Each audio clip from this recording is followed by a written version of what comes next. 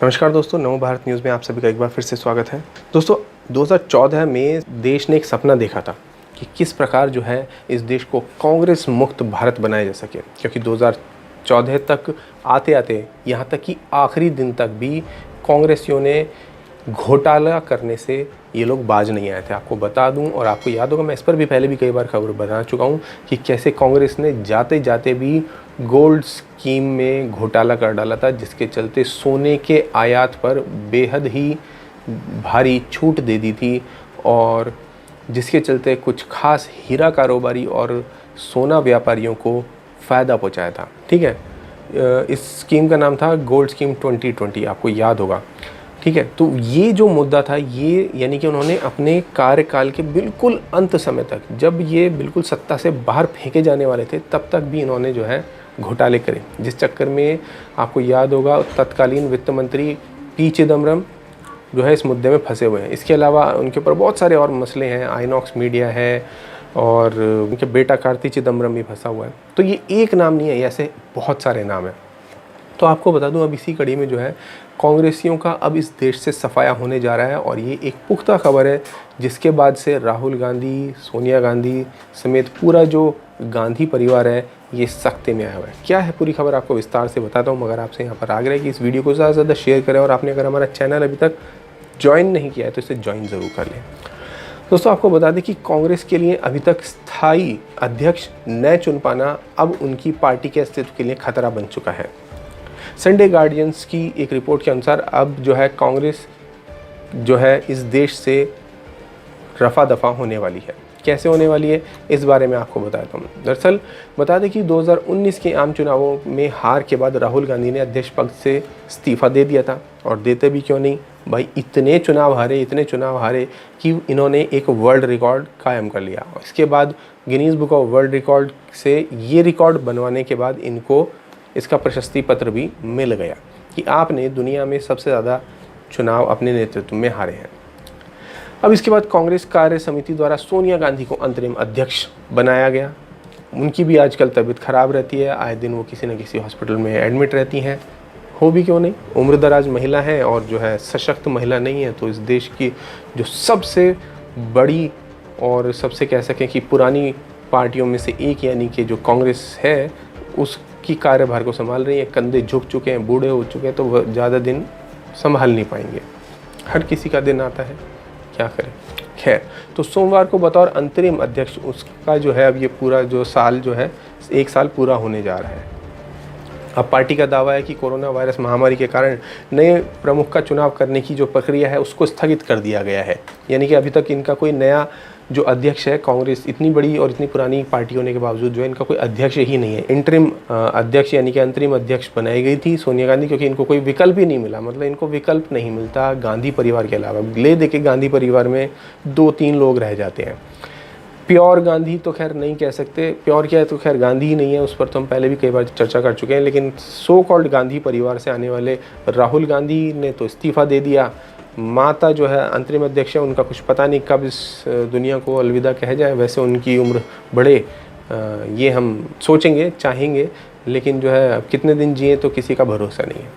तो अब कहने का मतलब ये हुआ कि इनके पास ले देखिए 2 कैंडिडेट बचे, एक राहुल गांधी और एक सोनिया गांधी। अब तीसरी बात करें प्रियंका गांधी, तो उन्होंने कोई चुनाव अभी तक लड़ाया या जीता है ही नहीं, तो फिर बात क्या करें। इसके अलावा बता दें कि प्रियंका गांधी जो है वो गांधी परिवार से सीधे तौर पर नहीं आती, वो आती है वाड्रा परिवार से। अगर वो वाड्रा परिवार की जो महिला है, अगर वो डोर कमान संभाल लेंगी तो फिर इनके पास से गांधी नाम जो है वो चला जाएगा, फिर कांग्रेस में गांधी का जो युग है वो ख़त्म हो जाएगा। तो इसलिए ये नहीं चाहते कि कभी भी अध्यक्ष जो है वो कोई और बने। तो ले दे के घूम फिर के फिर से वही बात आ जाएगी राहुल गांधी। लेकिन फ़िलहाल मुद्दा है कि अब इनके पास कौन है करने के लिए। तो आपको बता दें कि इसमें एक बड़ा असमंजस जो है सामने आ गया। पार्टी का दावा है कि कोरोना वायरस महामारी के कारण नए प्रमुख का चुनाव करने की प्रक्रिया को स्थगित कर दिया गया है और सामान्य स्थिति बहाल होते ही चुनाव आयोग के प्रावधानों का अनुपालन करने का आश्वासन दिया गया है। अब चुनाव आयोग प्राय पार्टी के आंतरिक मामलों में हस्तक्षेप करने की जो है कोशिश नहीं करता है। हालांकि अगर वह चाहे तो किसी भी राजनीतिक पार्टी के खिलाफ नियमों और विनियमों का पालन करने में विफल रहने के लिए कार्रवाई शुरू कर सकता है। चुनाव आयोग सिंबल ऑर्डर के तहत चुनाव चिन्ह को भी फ्रीज़ कर सकता है। यानी इनका जो दशकों पुराना जो चुनाव चिन्ह है, यानी हाथ का पंजा, जिसने कभी देश की प्रगति को आगे नहीं बढ़ने दिया, सदा रोका, उसको छीन लिया जा सकता है। और आपको एक और बात बता दूं कि एक समय था जब कांग्रेस का जो चुनाव चिन्ह हुआ करता था वो गाय बछड़ा हुआ करता था, उसको हटाकर ये हाथ का पंजा रख दिया गया था। आपको बता दें, राजनीतिक दल जनप्रतिनिधित्व अधिनियम की धारा 29A उपखंड 5 द्वारा शासित होते हैं और इसकी शुरुआत 1989 में हुई थी और कांग्रेस सहित प्रत्येक राजनीतिक दल को खुद को फिर से पंजीकृत करना होता है और भारत के संविधान के प्रति अपनी निष्ठा दिखाने और नियत समय पर होने वाले चुनावों में भाग लेने के लिए सहमत होना होता है। हालांकि अनिवार्य अनुपालन सुनिश्चित करने के लिए कोई नियम नहीं है और चुनाव आयोग समय समय पर इस मामले पर निर्देश दे चुका है। चुनाव आयोग अब जांच कर सकता है कि क्या कांग्रेस संगठन में पद खाली होने के बाद एक निश्चित अवधि के भीतर नए अध्यक्ष के चुनाव के संबंध में कोई विशेष प्रावधान है। आयोग पार्टी को इस निर्धारित समय सीमा के भीतर आंतरिक चुनाव कराने का आदेश दे सकता है। ग्रैंड ओल्ड पार्टी के लिए चिंता का विषय यह भी है कि पार्टी के भीतर संकट और अधिक गहरा जाने की संभावना है।